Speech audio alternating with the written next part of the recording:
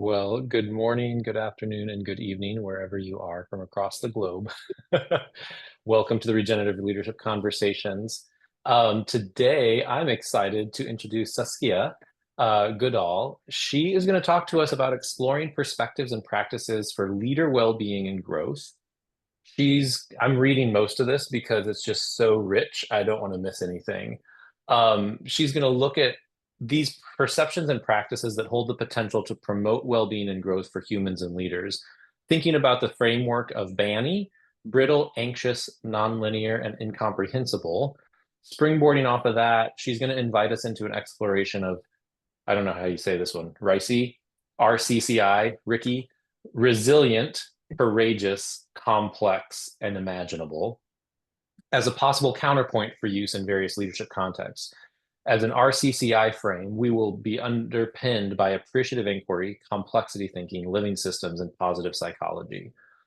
She has an amazing background, teaching and leading in schools. She's currently a doctoral candidate at Victoria University of Wellington, New Zealand, with a research focus on actively enhancing collective well-being in educational institutions in Aotearoa, New Zealand. Within this research space, Suskya's interests in well-being lie at her individual, organizational, and sector-wide levels, with theoretical influences of strengths-based and authentic leadership, complex living systems, appreciative inquiry, and positive organizational psychology. She's involved with initial teacher education and various committees and leads her university's doctoral well-being and growth project. She's published various papers and co-leads educational leadership and well-being education, SIGs, affiliated with the New Zealand Association for Research and Education. And in a couple weeks, she's going to be in Canada presenting at a conference. So please help me welcome Suskya Goodall for this really fun, fascinating conversation and interactive exercises you have in store for us today. I can't wait. Thank you so much for the intro, Daniel. It's a real pleasure to be here today. I just want to acknowledge that here it's 7 o'clock in the morning and my kids are getting ready for school around me. They have been briefed, but we will just sort of play that by ear a little bit. So yeah, you can go and get ready now, please. Thank you. Yeah. So let's jump in. Thank you for the big spiel. I think I'm just going to jump. So my background is in leading in primary, so elementary level, up to sort of age 12, 13. And I'm also a secondary teacher, so I've taught up to 18-year-olds. My master's is in educational leadership and psychology, and we've already heard about my PhD. Today we're going to be playing with this idea of BANI and what if as a counterpoint. So I'm just going to jump in.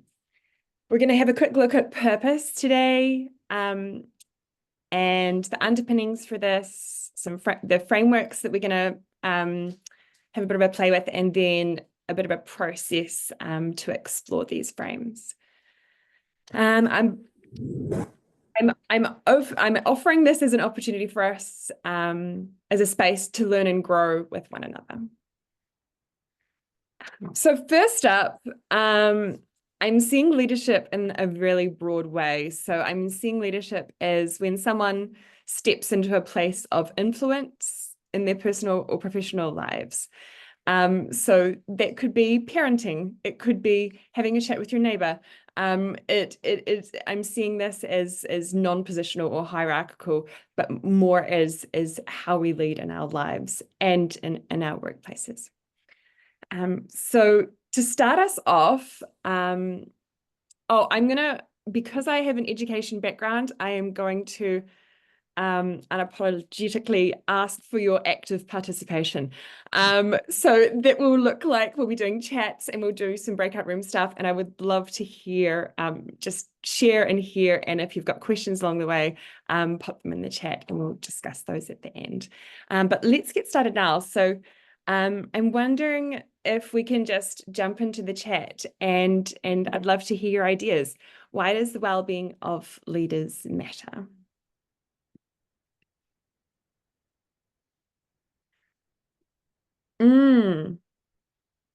So Daniel's talking about if we're not caring for ourselves, then it's really hard for us to care about others around them. Yeah. That idea of leaders applying their oxygen mask first before helping others is one that we have that's quite predominant in the wellbeing literature. Yeah, there we go. Awesome. What about other people? What are your thoughts? Why does it matter?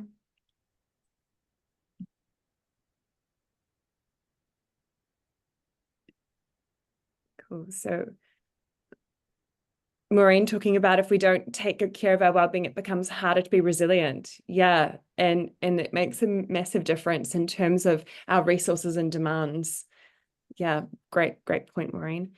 Oh, I love it, Dale. The energy and enthusiasm, right? To be able to be actively engaged in our lives. Yeah. Sean talking about healthy integration. Yeah. Yeah. When we feel well, most of the rest of our life can flow, right? Oh, cool. Yeah, in terms of that thinking critically and decision making, empathizing, and that positional leadership and non-positional leadership. Awesome. And Kathy bringing in that when we're maybe out of balance, it impacts those around us, and it can have quite a ripple effect in our living systems, right?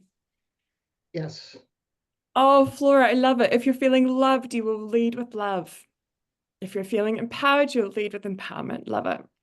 Your leadership style reflects your well-being. Oh, that's beautiful. I could quote you in my PhD. Like that's really poetic. I love it. Awesome. So I just wanted to sort of set a bit of a tone in terms of purpose. So ideally, and I think you guys have come up with all the big stuff. So it also matters because we're humans, right? And everybody's well-being matters at the end of the day. And there's all these flow-on effects. Right, let's jump. So in terms of theoretical underpinnings, it was already in the intro, so I'm going to be super brief. The psych is educational psych, positive psychology, and organizational psychology that I'm drawing on today.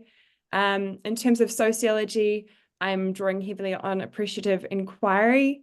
And in terms of systems, I'm thinking complexity thinking and living systems influences.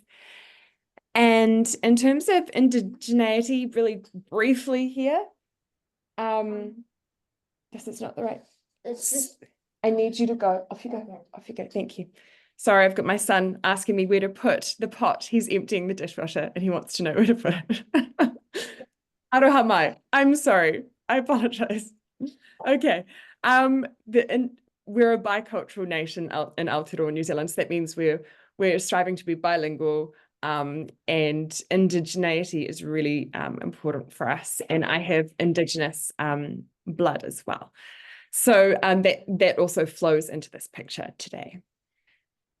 I'm just going to give you a moment to read this.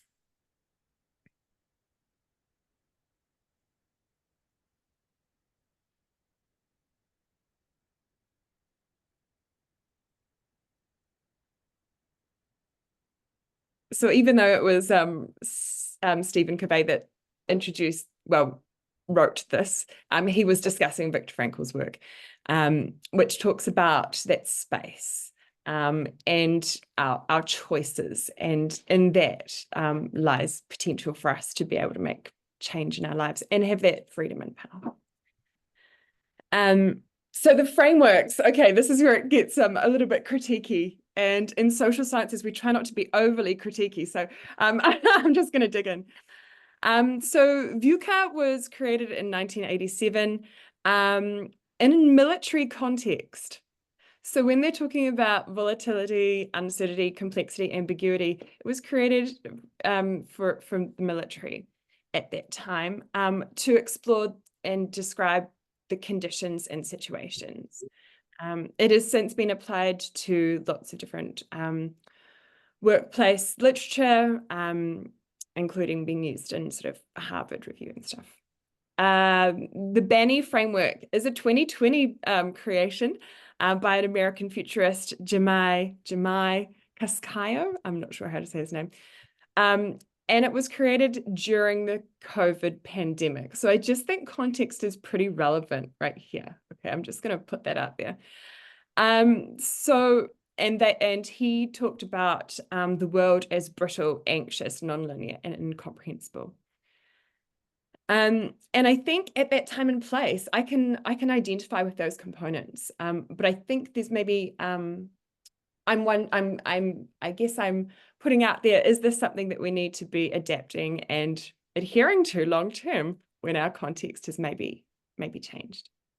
So with any paradigm of this nature, there's a psychological possibility of people self-identifying as these aspects rather than using them as prompts for streams of thought. So if we come from the psych here for a sec, so for instance, we might hear, I am brittle, I am anxious, I am nonlinear, I am incomprehensible. And this is what we see with a lot of millennials and Gen Z, especially in social media. Okay, so it becomes a self-identification rather than a prompt. And this type of thinking can create situations of stress, anxiety, depression, and learned helplessness. So I think I'm sort of problematizing here, as you can sort of probably tell. And I'm so sorry if you can hear the dishwasher in the background. In choosing to place our energy and our attention towards hope and action and current context, I've reimagined this frame and offer RCCI, which when I created it, I didn't think of how it should sound. Sorry, but anyway, we'll just play with it. It was based on a prompt from Kath, so it's just been made up based on strong research background and theory, but yeah, it's for us to play with today. So it's learning, it's offering a frame instead of what can we do, what can we influence, what can we choose to craft as our self-image and the visions we hold for that future. And instead playing with conditions and situations as resilient, courageous, complex, and imaginable. And moving from those situations, but also that self-identification and playing with those two components.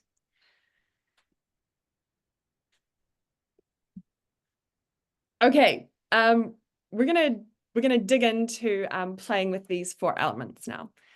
So this is a kitsuki vase, and a kitsuki vase is seen as really special in Japanese culture because something that has broken is not irreparable. Okay, the idea is that it is repairable and it's more beautiful when we've taken the time to repair it. So it has higher value and meaning based on its repairability. So I guess what I'm moving to here is, are we perceiving ourselves or situations as intrinsically fragile, to take that first component, or do we believe that we have the strength to heal and grow from the uncomfortable, adverse, or challenging situations? And I'm just mindful here right now with the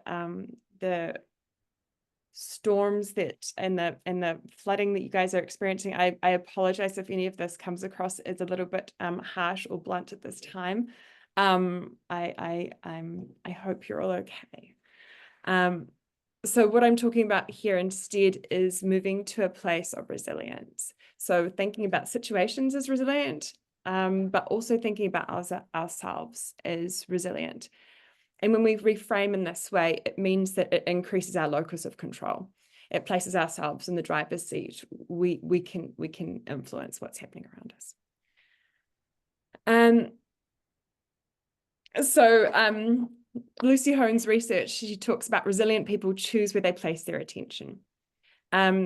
So I'd like to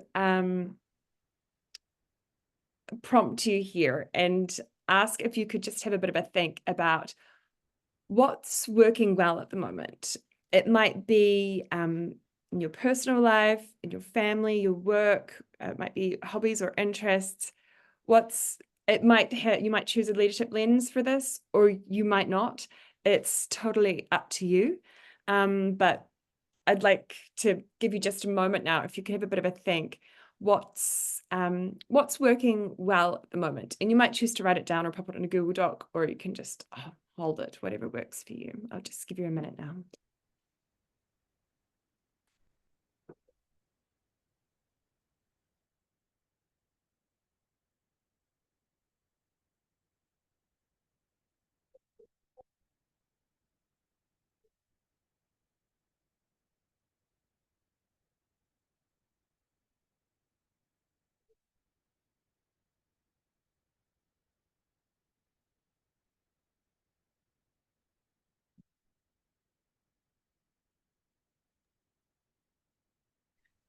Okay, so in terms of that, what's working well at the moment, there's no right or wrong, and it's really it's digging into your own unique situation, and we'll move on from there. So one thing that's working well at the moment, so when we go into breakout groups, there'll be 2 questions. So this you can feel free to share, and then the next part that we're going to delve into now.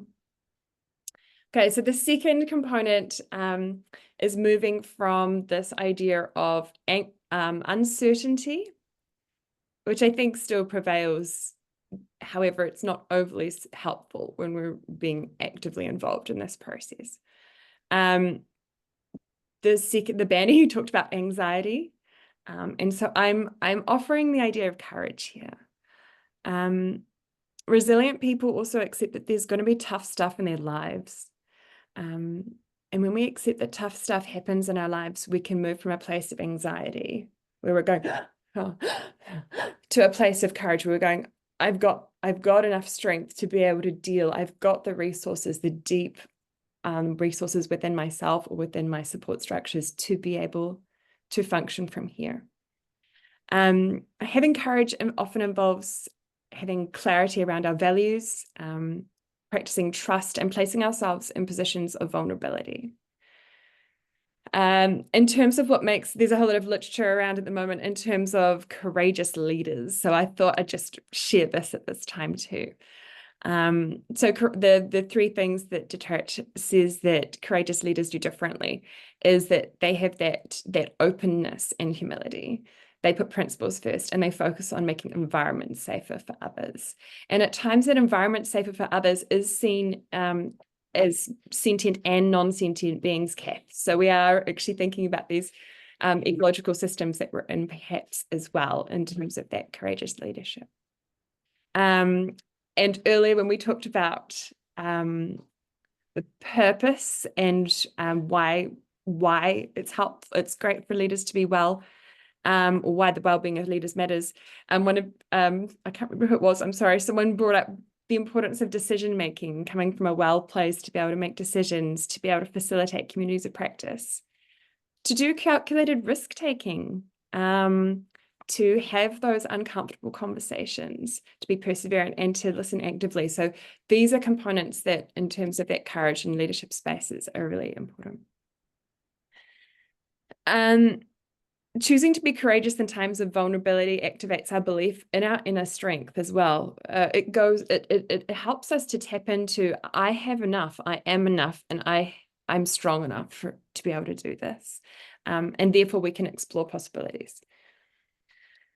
Okay, so in a moment, we're going to head out into our breakout groups, but I'll just briefly explain this. So let's practice courageous leadership and being open, honest, and vulnerable here. Let's share the idea of an area of potential in these unique situations. So whatever unique situation you started with this morning, I would like you to think about what's the potential. So giving yourself and being courageous here and really leaning into this, what is the best that could happen? What's an aspiration, a possibility, maybe something that you would only usually admit to yourself, in your heart, but I'm prompting you to maybe dig deep and go, what's the vision, what's the dream, what's the potential in that space. So we have about a minute for each of us, a minute or two for us to share in our groups, and then we'll pop back in, and it'd be lovely if people had something that they would like to offer back to the full group. So yeah, the prompt is, what's the potential? So in that, taking that same unique situation you chose at the beginning, awesome.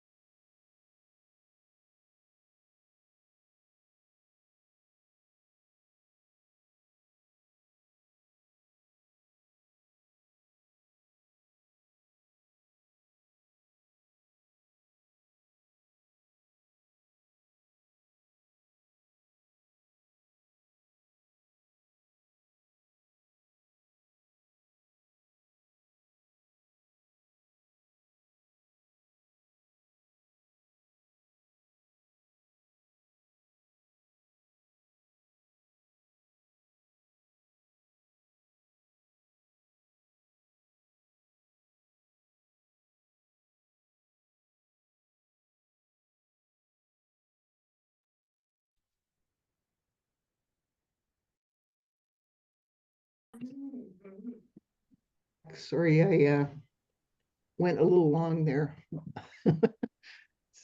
But Oh, good. Oh, good. So I'll jump into, okay, so I hope, oh, sorry. I'm just realizing that we're running a little bit short on time.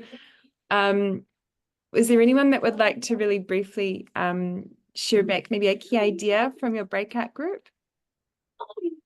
He doesn't eat, he's good.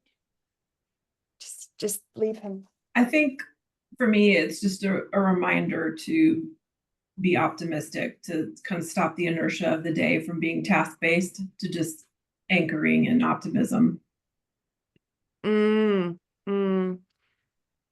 Awesome.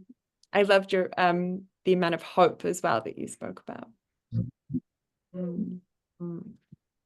Cool. If it's okay with everyone, we might keep moving. Is that okay? Or is there, if someone's got something burning? Okay, I'm seeing nodding. I'm just gonna push on here. So you can, and I apologize for in the background, my children are negotiating the breakfast options, which is really fun. Okay, so jumping back into the VUCA framework. In the VUCA framework, we have this this suggestion of, so the original one actually did talk about complexity for this space. So I'm gonna, and then the Banny was with the nonlinear. So I'm gonna go back into the complexity because I love complexity thinking as an area to frame how we move through this. So instead of thinking garden variety complexity, I'm sort of thinking in terms of complexity thinking, which offers way to describe the nature of complex systems. So within a complex system, I'm sure that this is probably really straight. I'm sure most of you, I'm sorry if this is sucking eggs. I'll just be really swift with this. So in terms of a simple situation, there would be a direct relationship between cause and effect. And an example would be following a recipe. In a complicated situation, there would be an indirect relationship between cause and effect. So for example, sending a rocket to the moon.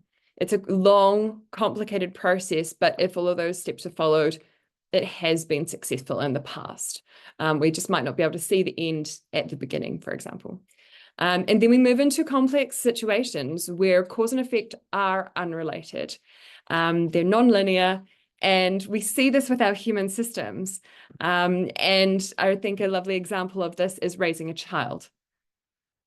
That's a complex situation, right? And I'm getting to model that so beautifully this morning. Like me, raising a No, child. thank you. No, this is not the right time.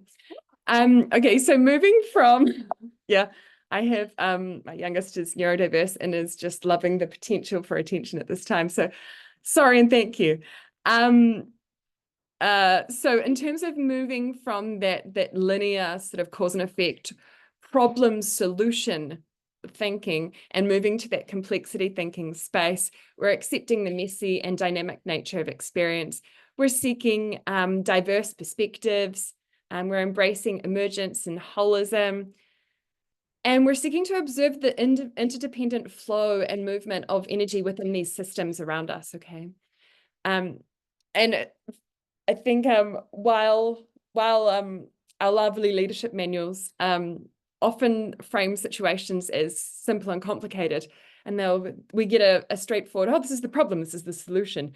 I think it maybe at times misses the complexity in these human living systems in which we function. So because of this, if we dig into complexity thinking, they talk about two ways that we can influence change within a system.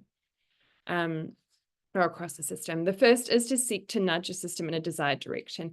So a nudge is a safe to fail probe with the purpose of learning about the dynamics of that system. And nudges, which might look like initiatives or even changes in time frame or mindset, these are noticed, multiple perspectives collected, and then they're amplified or dampened down. So here we're looking, note the lack of problem, solution, failure, success. Okay, we're looking at what happens. Let's be curious. What happens? How is this nudge affecting this human living system? And is this worth amplifying, scaling up, or is it dampening down? It's not a failure. It's just this is how it worked in this context. And then number 2 is looking at increasing the interactions between agents across the system.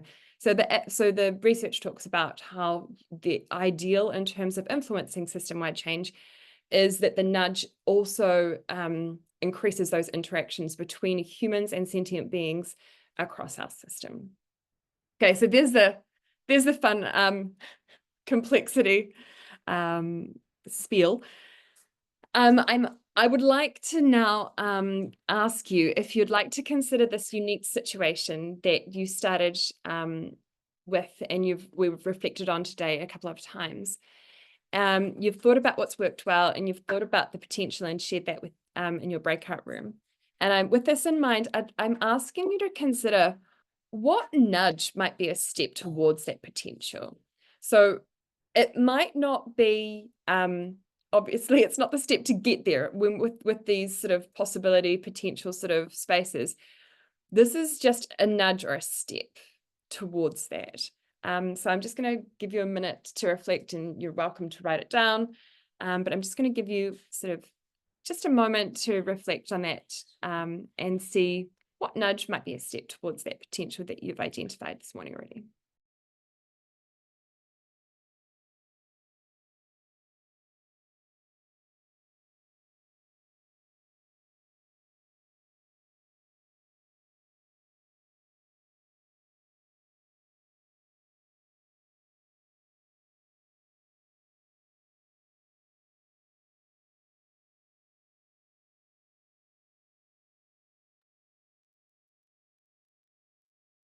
Okay, so now that we've had a bit of a time to think about that possible nudge, I'm going to move influenced by that complexity. I'm going to move to now thinking about that 4th part of the framework, that moving from ambiguity with the VUCA, incomprehensible with the BANI, to the imaginable.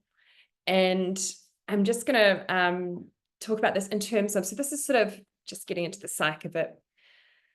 When we think about things being incomprehensible, there's a really low level of autonomy in play. It can also lead to moving from the incomprehensible to the imaginable can move us from a mindset in terms of I know it all to what do I need to know right now? So rather than having to understand all of the components, moving to a place where we accept that we don't.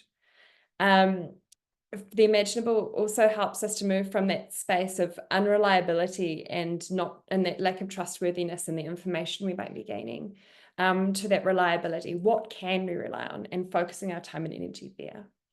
In terms of the academic space, it's what, where we can feel that sense of trust to be able to quote an author, for example. The incomprehensible is focused on overwhelm. And when we're moving to that higher autonomy within the space, it's looking at contentment. So which things are okay right now, and how am I grateful for that in the present? Okay. I think this is again in that BANI framework when I talked about the millennials and Gen Z and that social media presence where nobody gets me, nobody understands me, and it's moving from that space to I am seen by these people in these places. I am seen.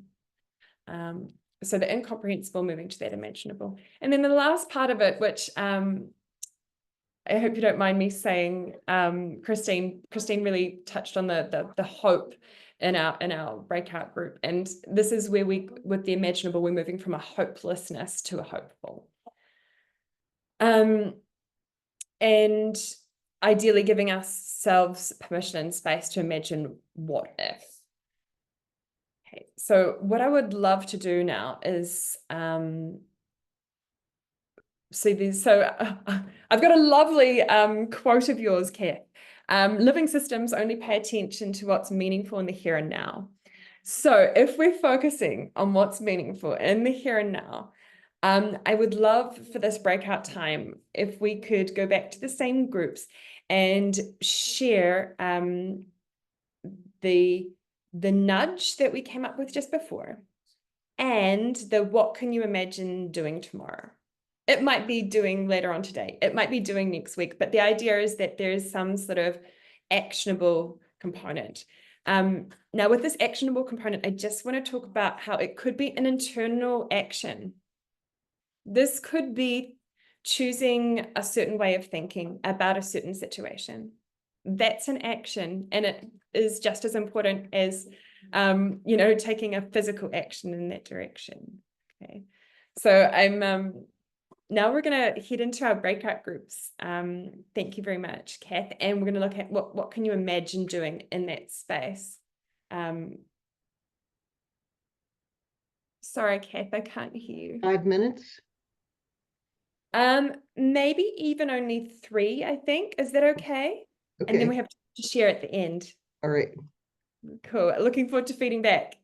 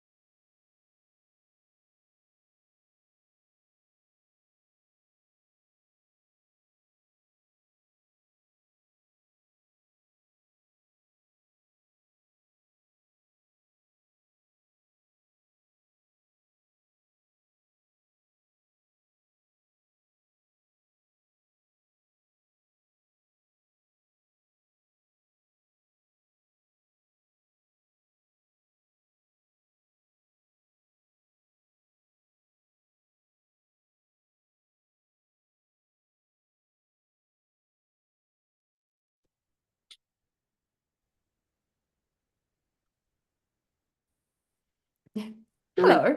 Clearly, I shouldn't be in charge of the timing, sorry, but thank you. Doing a great job, and I'm very grateful to you, Kay. Okay. So I would love it if we could have a couple of ideas shared from your breakout groups.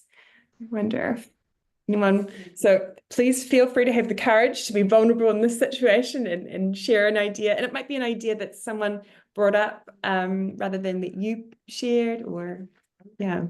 I would love it, Kathy, if you would share your active hope practice. So when everything around you, I realize that there are times when everything around you is kind of antithetical to what you value or what you believe or what you hope the future to be. That I can't often think or emotionally move past that, but I can practice my way out of it. And Joanna Macy wrote this book called Active Hope. And one of the things so the idea of hopeless is you do nothing. When you have hope, if you have passive hope, you're waiting for somebody else to rescue you. But active hope is when you can imagine a better future and then you wake up every day and behave in alignment with the future that you're trying to create. And so when I'm feeling discouraged by behavior, maybe in the political dialogue or whatever, or what's being modeled, I can often move myself out of that by practicing the active hope of the people that I am in relationship with today, this meeting, the meeting before this, the meeting before that. I can show up with the values that that matter to me and the future that I would like to see. And that's a practice of active hope. It assumes you have efficacy over the future or agency over the future, as opposed to you can't do anything and therefore somebody else has to rescue you. Or it's totally hopeless and therefore you're frozen and you can't do anything. So active hope for me is a very simple but powerful practice to move me to a different place. Wow, that's so powerful. Thank you for sharing, Kathy. Is there anyone else that would like to share based on your discussions in your breakout rooms?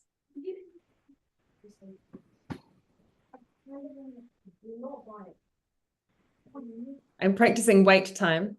And I apologize if you can hear my children now playing Monopoly in the background. In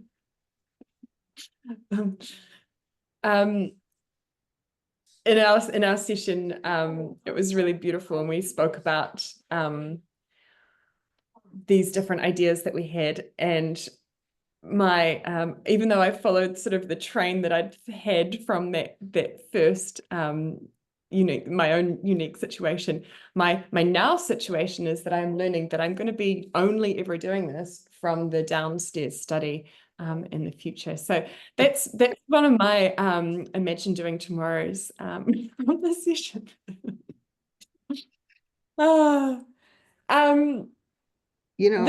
I think this has been really beautiful for, and I love your frame of resilient courage, complexity, and imaginable. Thank you. I think it's very powerful. Thanks. I've tried to put the locus of control back, the ball back in your court, in choosing how we frame and think about this. This is one of my favorite quotes. My dad used to say it to us when we were kids. Where your attention is, there you are, and what your attention is, that you become. And it's one of those, he doesn't know where he read it. I can't find the reference. So as an academic, that frustrates me very, very much, but that's okay. I'm just going to put unknown. If you find out, let me know. But I love this idea that it's actually where we're focusing our internal and external attention and those choices, because they create our neural pathways, and then those neural pathways create the lens for how we perceive and experience our world, right? So hopefully the resilience, courage, complexity, imaginable, and we can totally work on that acronym, offer an alternative pathway to respond to that world, our world. And I wish you all the very best with choosing what and how you want to think, act, and be moving forward. Thank you very much for your time, energy, and attention today. This has been lovely. Thank you so much. I'm Sakaya, right? Saskia. Saskia, yeah. Saskia. Suskya. Okay, sorry about that. So good. On pronunciation. This has been very fun, and I can see a lot of really nice practical ways to show up as a coach and in my work with organizations and groups to help them also during these times. We know what are their practices. And you can practice this in teams, not just by individuals. So that could be kind of fun as well. I wanted to thank you all for coming. Remind you that our next call is November 19th at 1 o'clock Central Time. And we'll be learning lessons on collaboration from nature and the ocean ecology. So any final comments for the good of the order, or a deep kind of nice takeaway that you'd like to say out loud? I would just share a way that I practice active hope every day. It's really simple. It helps me. I live in a very conservative community, about 7,500 people. It's very red here, but on my house, right now I'm interchanging the Ukraine flag to support Ukraine, and I'm probably the only one in town flying a Ukraine flag. And alternately, I fly the multicolored flag of inclusion. To me, that addresses LGBTQ issues, racial issues. The flag of inclusion is important to me. And every time I walk into my house, I'm uplifted by the fact that that's there. And I send that message to my neighbors that, there's things going on in the world we need to be aware of and support. And it helps me maintain a positive attitude and stay in the right space. One of my thinking these days is that I believe that in a living system, leadership always starts at the periphery. It never starts at the core. Yeah. So because living systems, nature evolves in the experimental space, not in this is our known practice space. And so shifting experimenting on the periphery and then pulling the center in that direction is how living systems evolve. And I think it's how human systems evolve as well. So to that point, when I started flying the inclusion flag, probably 9 months ago, I suppose, my kids, I asked for it for a Christmas present or birthday present or something. They got it for me. And I know I was the only one in town flying that flag, but here about 2 months ago, I have a neighbor about 2 blocks away. One showed up on his porch across from the college here. So it's like, yes, there's 2 of us. Yeah. No. Just as a thank you, Dale, and I love your community leadership and how you do that in such a beautiful way. I just when we were in our breakout groups, we were talking a little bit about the complexity informed practice, and I've written an article, and I just wondered, do you want me to pop it in the chat? And at the end, you can just scroll down to the very end, but the final part is for practitioners, and so it's got a whole lot of complexity informed prompts that could be really helpful for that coaching space. Just because, that was brought up. Would that be helpful? Yeah, that'd be great. Thank you. All right, folks, my next call is coming on. Well, he just dropped off, but I probably should. So this is it, the International Journal of Wellbeing. Thank you. All right. And thanks for everybody for participating and sharing. And we'll see you next month. Sounds good. Hopefully you won't be underwater, Mary Ellen.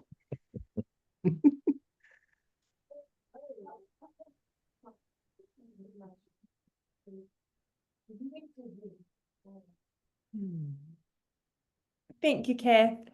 thank you so much for doing this. I really appreciate it. It's all right. I sort of just made it up, so I hope it was all right. You did great. Okay, take care. Bye. Thank you.